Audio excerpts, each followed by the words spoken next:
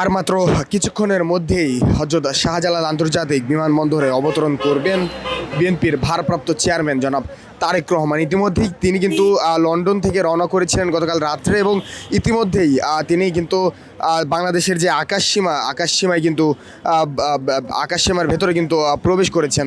একটু জানিয়ে রাখতে চাই, 11:55 নাগাদ তিনি কিন্তু এই হযরত শাহজালাল আন্তর্জাতিক বিমানবন্দরে অবতরণ করবেন, এবং তারেক রহমানের আগমনকে ঘিরে শাহজালাল বিমানবন্দরে কড়া নিরাপত্তা কিন্তু নেওয়া হয়েছে। আমরা দেখছিলাম আসার সময় রাজধানীর যে এলিভেটেড এক্সপ্রেসওয়েগুলো রয়েছে, এলিভেটেড এক্সপ্রেসওয়েগুলোর ভেতরে বাংলাদেশ সেনাবাহিনীর রেকি কিন্তু চলমান রয়েছে, এবং নিচে যারা রয়েছেন নিচে যারা নেতাকর্মী যারা রয়েছেন তাদেরকে সামাল দিতে এবং সেই ভিড় সামলাতে কিন্তু বাংলাদেশ সেনাবাহিনী, আইনশৃঙ্খলা রক্ষাকারী বাহিনীর সদস্য, পুলিশ সদস্য যারা রয়েছেন তাদের কিন্তু কড়া নিরাপত্তা রয়েছে। দীর্ঘ প্রায় 18 বছর পর বিএনপির ভারপ্রাপ্ত চেয়ারম্যান তারেক রহমান দেশে প্রত্যাবর্তনকে কেন্দ্র করে রাজধানীর হযরত শাহজালাল আন্তর্জাতিক বিমানবন্দরে নেওয়া হয়েছে নজিরবিহীন নিরাপত্তা ব্যবস্থা।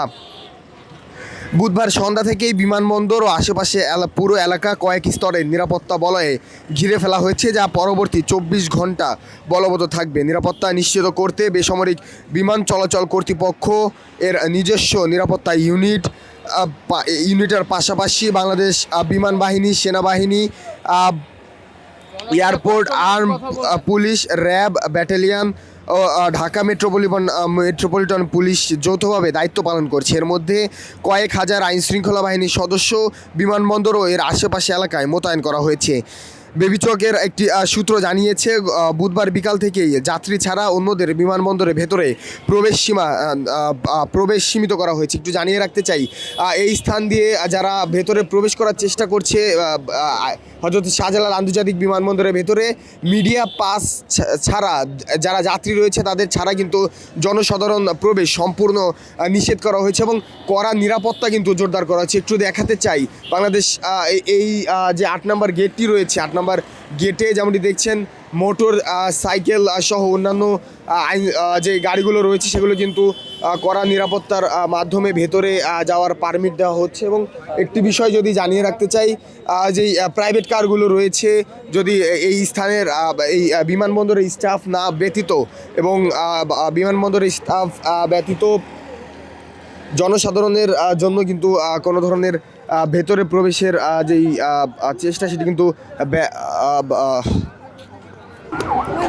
একটু জানিয়ে রাখতে চাই, জনসাধারণের প্রবেশ কিন্তু সীমিত করা হয়েছে। আমরা দেখছিলাম যেই গণমাধ্যমের যে গাড়িগুলো রয়েছে সেগুলোতে কিন্তু আলাদা করে মিডিয়া পাস দেওয়া হয়েছে এবং ভেহিকেল পাস কিন্তু দেওয়া হয়েছে। এছাড়া পাস যদি না থাকে, বিএনপি মিডিয়া সেল কর্তৃক যে পাস দেওয়া হয়েছে সেই পাস ব্যতীত কিন্তু এখানে কোনো ধরনের গণমাধ্যমের গাড়ি বা সাধারণ যে গাড়িগুলো রয়েছে সেগুলো কিন্তু প্রবেশ সীমিত করা হয়েছে। এবং যদি জানিয়ে রাখতে চাই, বাংলাদেশ আকাশসীমার ভেতরে কিন্তু ইতিমধ্যেই প্রবেশ করেছেন বিএনপির ভারপ্রাপ্ত চেয়ারম্যান জনাব তারেক রহমান, এবং তার সঙ্গে তার স্ত্রী ও কন্যা জাইমা রহমান কিন্তু রয়েছেন। এবং যদি জানিয়ে রাখতে চাই, তিনি কিন্তু সরাসরি যে সিলেট আন্তর্জাতিক বিমানবন্দর রয়েছে, সিলেট আন্তর্জাতিক বিমানবন্দরে অবতরণ করবেন, এবং সেখানে বিরতির পরে সোজা কিন্তু এই হযরত শাহজালাল আন্তর্জাতিক বিমানবন্দরে এসে উপস্থিত হবেন।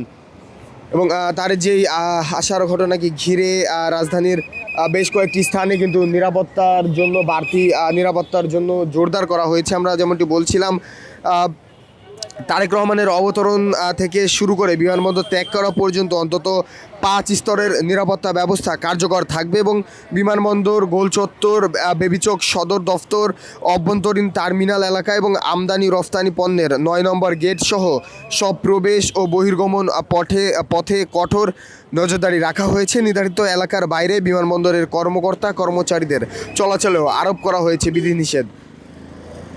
একটি বিষয় জানিয়ে রাখতে চাই, 2008 সালের দেশ ত্যাগের পরে এই প্রথম দেশে ফিরছেন তারেক রহমান। তার প্রত্যাবর্তনকে ঘিরে বিএনপি নেতাকর্মীদের মধ্যে ব্যাপক উৎসাহ উদ্দীপনা বিরাজ করছে। একটু যদি বলে রাখতে চাই, ঠিক রাজধানীর 300 ফিট এলাকায় তাকে সংবর্ধনা দেওয়ার জন্য কিন্তু একটি সংবর্ধনা মঞ্চ তৈরি করা হয়েছে, এবং আমরা দেখছিলাম 2-3 দিন আগে থেকেই বিএনপির সমর্থক যারা রয়েছেন, নেতাকর্মী যারা রয়েছেন, তারা কিন্তু এই স্টেজকে ঘিরে 300 ফিট এলাকায় ভিড় জমিয়েছেন। এবং ঠিক অনেকেই কিন্তু এই যে বিমানবন্দর এলাকা রয়েছে, বিমানবন্দর এলাকায় কিন্তু অনেক নেতাকর্মীদের আনাগোনা লক্ষ্য করা যাচ্ছে এবং তাদেরকে সামাল দিতে আইনশৃঙ্খলা বাহিনীর সদস্যদের কিন্তু বাড়তি নিরাপত্তা লক্ষ্য করা যাচ্ছে। আজ একটু দেখাতে চাই যারা নেতাকর্মী যারা রয়েছেন তাদেরকে নিরাপত্তা দিতে কিন্তু বাংলাদেশ সেনাবাহিনীর সদস্য যারা রয়েছে তাদের সচেষ্ট ভূমিকা আমরা লক্ষ্য করছি এবং যেমনটি বলছিলাম বাংলাদেশের আকাশ সীমায় কিন্তু ইতিমধ্যেই প্রবেশ করেছেন বিএনপির ভারপ্রাপ্ত চেয়ারম্যান জনাব তারেক রহমান। তিনি কিন্তু সরাসরি লন্ডনের হিথ্রো বিমানবন্দর থেকে যে ফ্লাইটটিতে উঠেছেন সেটি কিন্তু সরাসরি সিলেট আন্তর্জাতিক বিমানবন্দরে গিয়ে অবতরণ করবে এবং সেখানে বিরতির পর রাজধানীর এই হযরত শাহজালাল আন্তর্জাতিক বিমানবন্দরে এসে তিনি এইখান থেকে কিন্তু সরাসরি 300 ফিট তার যে সংবর্ধনা মঞ্চ সেই সংবর্ধনা মঞ্চে তিনি যাবেন এবং সেখান থেকে সংবর্ধনা মঞ্চে জাতির উদ্দেশ্যে ভাষণ দিয়ে তিনি কিন্তু তার অসুস্থ মাকে দেখতে রাজধানীর বসুন্ধরা এলাকায় অবস্থিত যে এভার কেয়ার হাসপাতাল রয়েছে সেই এভার কেয়ার হাসপাতালে গিয়ে উপস্থিত হবেন। দর্শক, এই ছিল আমার কাছে রাজধানীর বিমানবন্দর থেকে সর্বশেষ তথ্য।